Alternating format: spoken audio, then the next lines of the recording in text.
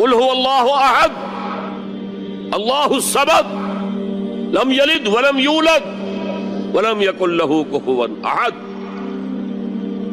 کہہ دو، اعلان کر دو اے محمد صلی اللہ علیہ وسلم، اللہ اکیلا ہے. احد، اللہ ایک نہیں، ایک تو واحد سے کا ترجمہ ہوگا، اللہ واحد. احد، اکیلا، تنہا، کوئی اس کا ساجی نہیں ہے.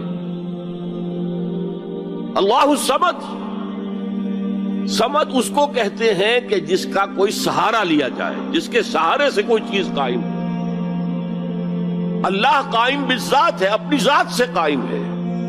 پوری کائنات اس نے تھامی ہوئی ہے، وہ چلا رہا ہے. آسمانوں اور زمینوں کو اس نے تھاما ہوا، انزالتا، کہیں اپنی جگہ سے ہٹ نہ جائے. آپ کو معلوم ہے کہ یہ عظیم سیارے اور یہ عظیم جو گیلیکسیز ہیں، ان کی اصل حقیقت کس قدر باریک معاملہ ہے ان کا، کس قدر باریک. لو سانس بھی آہستہ کہ نازک ہے بہت کام، آفاق کی اس کارگہ شیشہ گری کا. ان کے درمیان جو فاصلے ہیں، ان کی باہمی کشش ہے. اس کو ایک کشش ادھر سے کھینچ رہی ہے، ایک کشش ادھر سے کھینچ رہی ہے، تو یہ اپنی جگہ پر قائم ہے. اگر ادھر کی کشش ذرا سی بڑھ جائے وہ کھینچ لے گی اور وہ ٹکرا جائیں گے اور کائنات درہم برہم ہو جائے.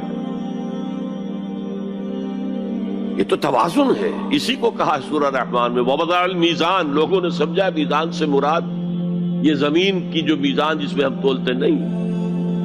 وَالسَّمَاءَ رَفَعَهَا وَوَضَعَ الْمِيزَانَ، یہ سما سے متعلق ہے.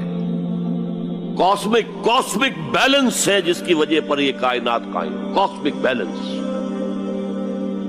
بہرحال اللہ ہی ہے جو قائم بالذات ہے اور باقی سب اس کے سہارے قائم ہیں.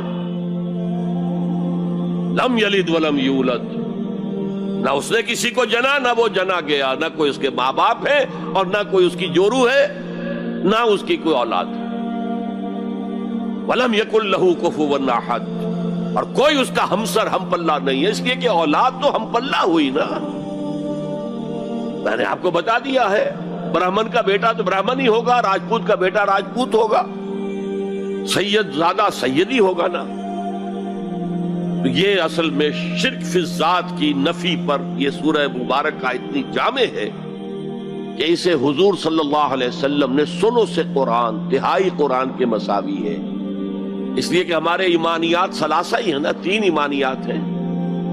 ایمان باللہ توحید کے ساتھ، ایمان بالمعاد آخرت، ایمان بالرسالت، اور توحید کے موضوع پر یہ جامع ترین صورت ہے. تو قرآن کا 1/3 ہو گئی.